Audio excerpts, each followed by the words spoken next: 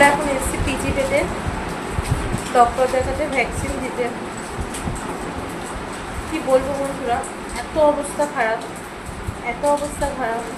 আমি তোমাদেরকে সাজেস্ট করবো যারা ডগি নেবে, আগে ভেবে চিন্তে করবে কাজ।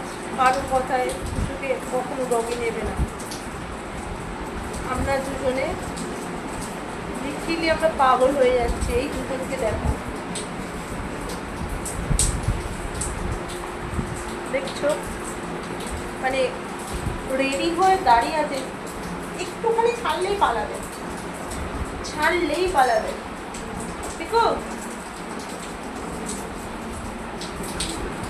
কারোর কথায়, আমি একজনের কথায় ফেঁসে গেছি নিয়ে। তাকে মানুষে বলে যে আমি ওর জন্য এটা হয়েছে, তাকে পেলে আমি কি করতাম, আমি করতাম জানি, মনকেও বোঝাচ্ছি যে আমি ওর কিছু পেলে এটা করতাম।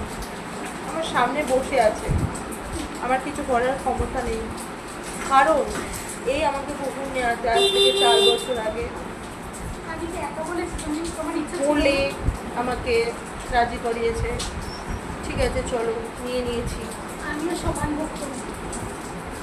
লিটিলি ছাদে 15 বার পাক খেয়েছে ও। এই যে এই মেয়েটা বেল খুলে পালিয়ে গেছে।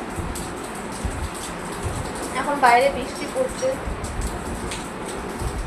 গাড়ির জন্য বসে আছি, কখন গাড়ি আসবে এদের নিয়ে বাড়িতে যাব।